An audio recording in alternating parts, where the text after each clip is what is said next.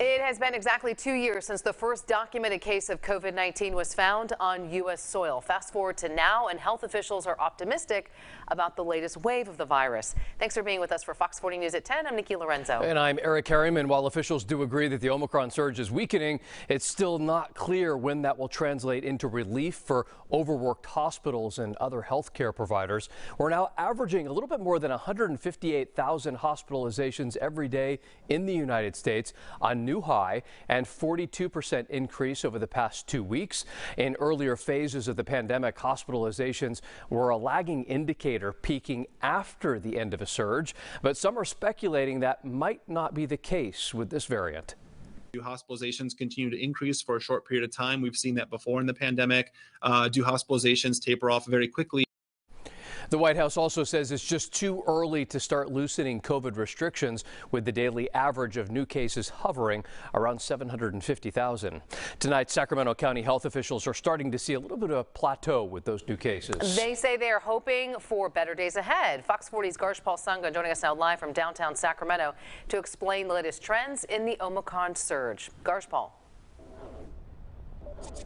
Eric and Nikki, health department leaders say here in Sacramento County, those cases are extremely high and the hospitals are overcrowded. Now, when asked when we might be able to overcome this pandemic, they say it's extremely hard to predict. As the latest surge continues to impact everyday life, could the spread of the Omicron variant be decreasing? There are indications that we're hitting a plateau. Sacramento County Public Health Director Dr. Olivia Caceres says it would take a few more days of data to be sure if the spike has peaked.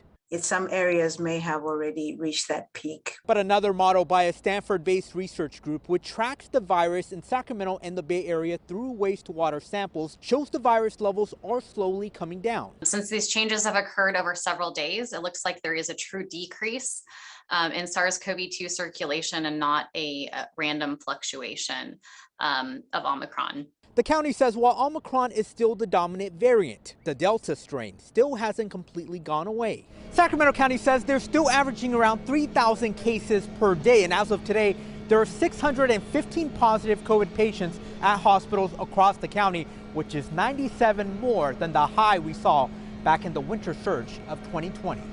We are struggling these days over in the hospitals. At tonight's monthly community forum, health officials reiterated emergency rooms are overcrowded, and the biggest difference between Omicron against the other variants is who it's attacking. We are seeing younger and younger people with COVID. We are seeing more healthcare workers infected. Dr. Stewart Cohen specializes in infectious disease at UC Davis Health, even with cases in kids climbing. He says people 18 to 49 years old are contracting COVID more than any other group, and 80% of the people who are seeing the hospital are unvaccinated. While the peak went up fast and is high, it's going to come down faster than with the other variants as well. I'm hopeful that when we do this again in a month, that things will be much better. Now, when asked if schools should go virtual learning, Dr. Caceres says they want to keep the kids in school for as much as possible. But they did say if the staff shortage continues to get worse, then those individual schools and districts will have to make that decision. But they all said that people should continue to get vaccinated and also get their booster shot. Reporting live in downtown Sacramento, I'm Garshpal Sangha, Fox 40.